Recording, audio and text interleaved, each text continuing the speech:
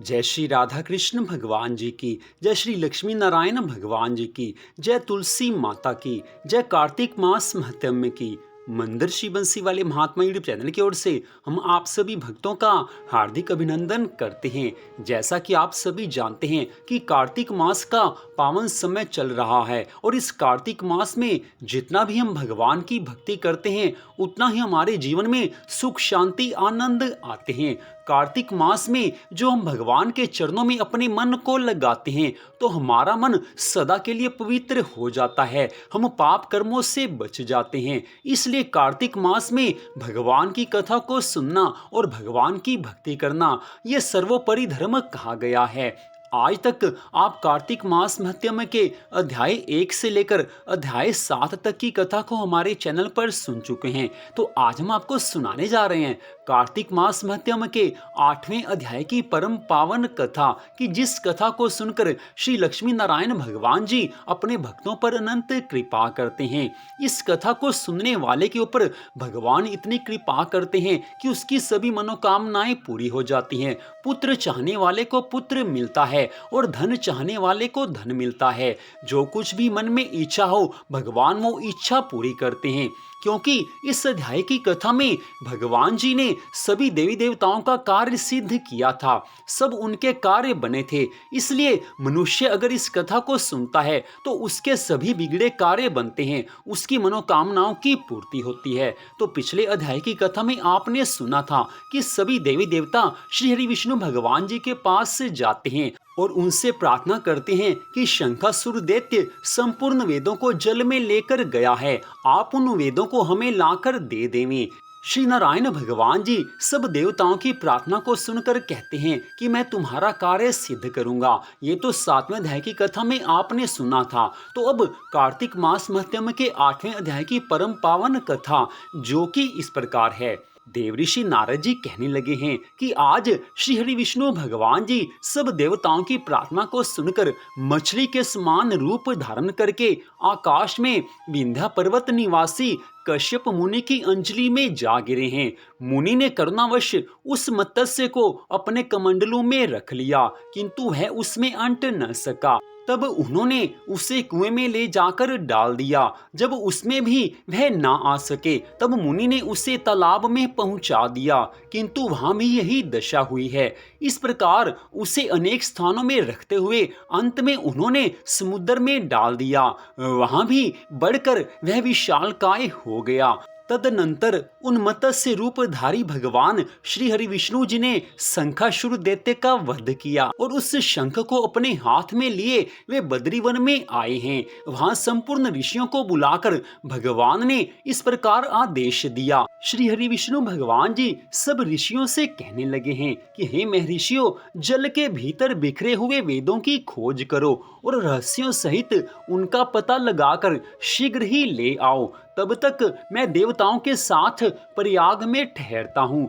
तब तेज और बल से संपन्न समस्त मुनियों ने यज्ञ और बीज सहित वेद मंत्रों का उद्धार किया। जिस वेद के जितने मंत्र को जिस ऋषि ने उपलब्ध किया वही उतने भाग का तब से ऋषि माना जाने लगा। तदनंतर सब मुनि एकत्रित होकर प्रयाग जी में आए हैं तथा ब्रह्मा जी सहित श्री हरि विष्णु भगवान जी को उन्होंने प्राप्त किए हुए वेद अर्पण कर दिए। यज्ञ सहित वेदों को पाकर आज ब्रह्मा जी को बड़ा आनंद हुआ है, उनके हृदय में बड़ी प्रसन्नता हुई है। तब उन्होंने देवताओं और ऋषियों के साथ प्रयाग जी में अश्वमेघ यज्ञ किया है। यज्ञ की समाप्ति होने पर देवता, गंधर्व, यक्ष, किन्नर तथा गुहकों ने पृथ्वी पर साष्टांग प्रणाम करके यह प्रार्थना की है। सब देवता मिलकर प्रार्थना करने लगे हैं कि हे देवाधिदेव जगन्नाथ प्रभु, हमारा निवेदन सुनिए। हम लोगों के लिए ये बड़ा हर्ष का समय है, अतः आप हमें वरदान दें।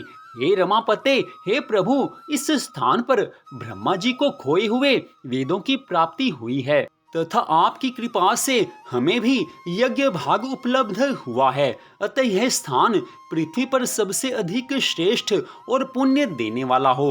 इतना ही नहीं, आपके प्रसाद से यह भोग और मोक्ष का भी दाता हो, साथ ही यह समय भी महान पुण्यदायक और ब्रह्म हत्यारे आदि की भी शुद्धि करने वाला हो, इसमें दिया हुआ सब कुछ अक्षय हो। यही वरदान आप हमें दे दीजिए, हम आपकी शरण में हैं।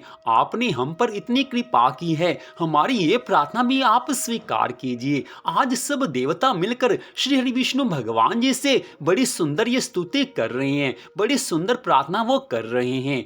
आज सब देवताओं की प्रार्थना को सुनकर श्री हरि विष्णु भगवान जी कहने लगे हैं, हे देवताओं, तुमने जो कुछ कहा है उसमें मेरी भी सम्मति है, अतः तुम्हारी इच्छा पूर्ण हो। यह स्थान आज से ब्रह्म क्षेत्र नाम धारण करे। सूर्यवंश में उत्पन्न राजा भगीरथ यहाँ गंगा जी को लेकर आएंगे और वह सूर्य कन्या यमुना जी के साथ यहाँ पर आकर मिलेंगी।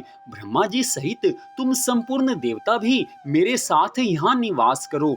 आज से यह तीर्थराज के नाम से विख्यात होगा। यहाँ किए हुए दान, व्रत, तप, होम, जप और पूजा आदि कर्म अक्षय फल के दाता और सदा मेरी समीपता की प्राप्ति करवाने वाले होंगे। 7 जन्मों में किए हुए ब्रह्म हत्या आदि पाप भी इस तीर्थ का दर्शन करने मात्र से तत्काल नष्ट हो जाएंगे। जो धीर पुरुष इस तीर्थ में मेरे समीप मृत्यु को प्राप्त होंगे, वे मुझ में ही प्रवेश कर जाएंगे, उनका पुनर्जन्म नहीं होगा।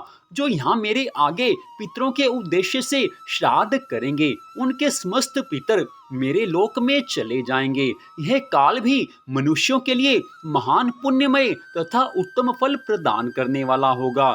सूर्य के मकर राशि पर स्थित रहते हुए जो लोग यहाँ प्रातःकाल स्नान करेंगे, उनके लिए यह स्थान पाप नाशक होगा।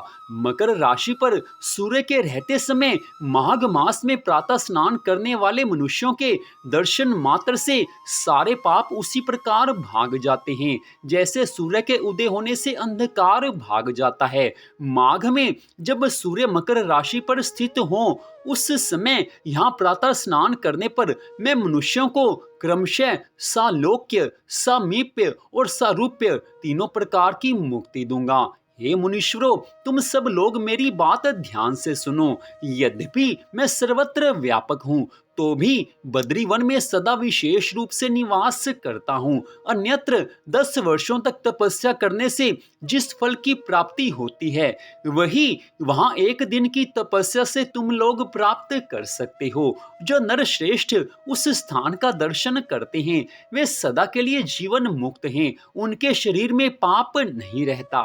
हे ऋषियों, मनुष्य योनि 84 लाख योनियों में सर्वश्रेष्ठ है और इस मनुष्य योनि में भगवान की प्राप्ति की जा सकती है।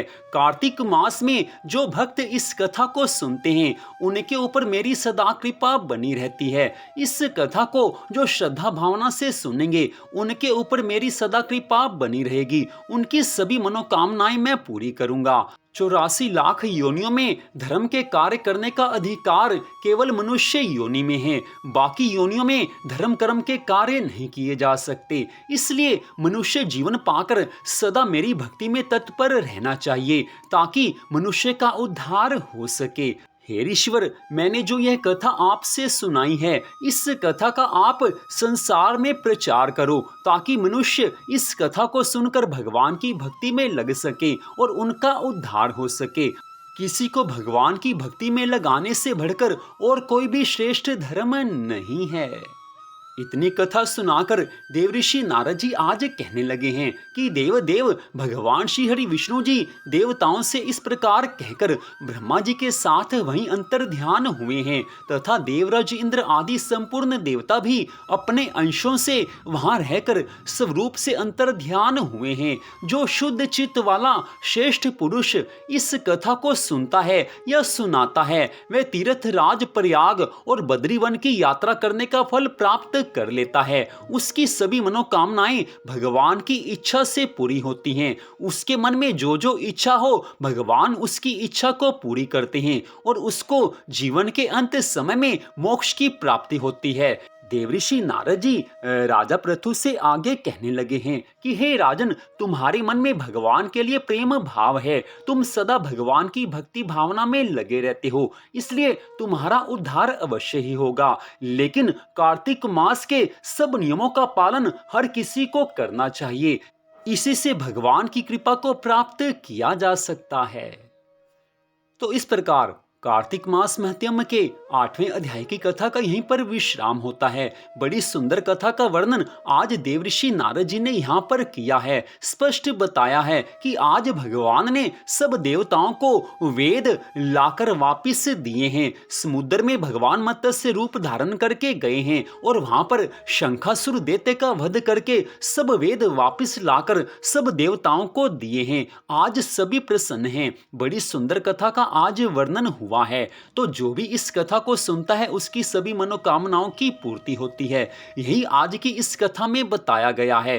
तो मंदिर बंसी वाले महात्मा यूट्यूब चैनल की ओर से इस कथा को सुनने के लिए आप सबका हार्दिक धन्यवाद। छोटा सा निवेदन, हमारे इस चैनल को आप सब्सक्राइब कर लीजिए ताकि भगवान की अन्य कथाओं को आप सुन सकें।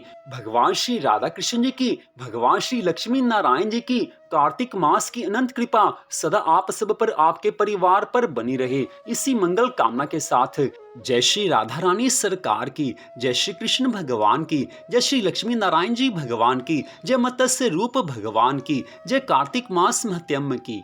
जय जय श्री राधे, जय जय श्री राधे, जय जय श्री राधे श्याम।